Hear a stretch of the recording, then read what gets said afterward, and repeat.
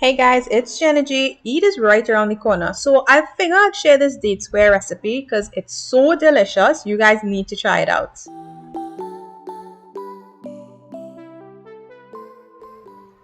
So for this, I'm going to be using medjool dates, but you can use whatever dates that you have on hand. Pitted ones, of course. If you don't have the pitted ones, that's okay. All you need to do is just remove the seeds from it, slice it open, and just remove it. It's that easy. You can cut them up into smaller pieces if you like, or you can just do it like me and just leave it alone. Just take the seeds out and just leave it. So what you're going to be doing next is actually adding these pitted dates to some water in a pot on low medium heat along with some vanilla essence for some extra flavor, and you're going to be leaving it there for like 5 to 10 minutes or so until there's no more water left. So this part is just going to help, this step is going to help the dates to soften up, which is what you want to form a piece. So just leave it on the stove low medium heat and let it do its thing. Let it cook and let it soak up all of that water. It's going to start to turn into a little bit of a sort of mushy paste looking mixture, but that's okay. That's exactly what you want. So while that is up, we're going to work on the next step of making our date square. This step involves creating that crumble mixture that we're going to be using or sandwiching the date filling with. So in a food processor, we're going to be adding some all-purpose flour, and I'm going to be using some rolled oats for this. You can use quick oats if you want, or the steel cut oats. I just like using rolled oats, and that's usually what we have at home most times. In goes some brown sugar as well, as long as some salt, baking soda, some cinnamon powder. Now the brown sugar, the amount that you use will depend on the sweetness of your date. So just monitor that. If it's sweet, you can use less sugar in it.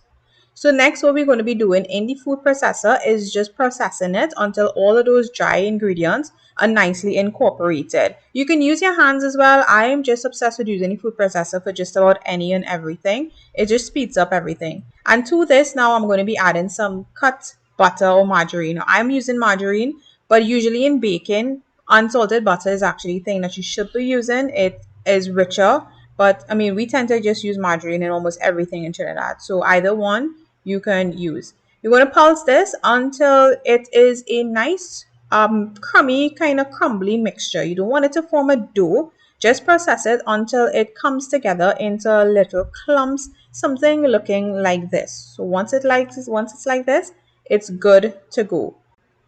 And all you're going to be doing now is just putting this into a bowl and setting it aside, because by now our dates will finish. So we're just going to add that date combination there from the pot into the food processor, and we're just going to process this until it's nice and smooth and you have yourself a nice date filling piece. So once that's done, set that aside and let's work on layering or setting up our date square. So I've got my greased dish. Now the full recipe can be found on my website, listed down below on the screen there. And I'll list the ingredients as well in the caption of in the description of this video. So this, for video purpose and for demo purpose, I actually used half of the ingredients, hence the size of this baking dish. But the recipe actually gives a 9 by 9 dish using all the full measurements of the ingredients. So don't be confused by this size of the baking dish and what is written in the recipe. This was just all for demo purposes.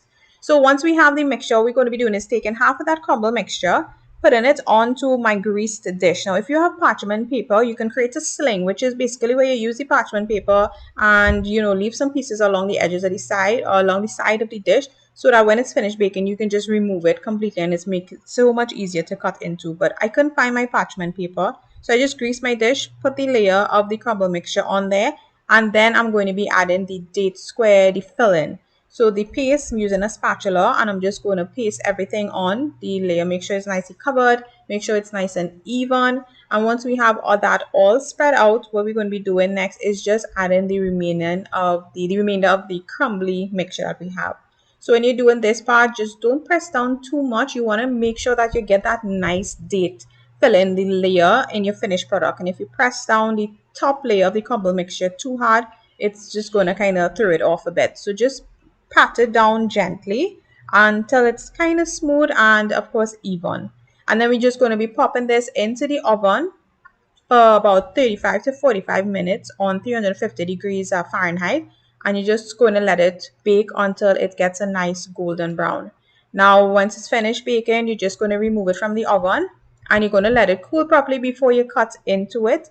I actually enjoy it warm for some reason. It's so good when it's nice and warm from the oven. But you can let it set, rest, and put it in the fridge and before cutting into it.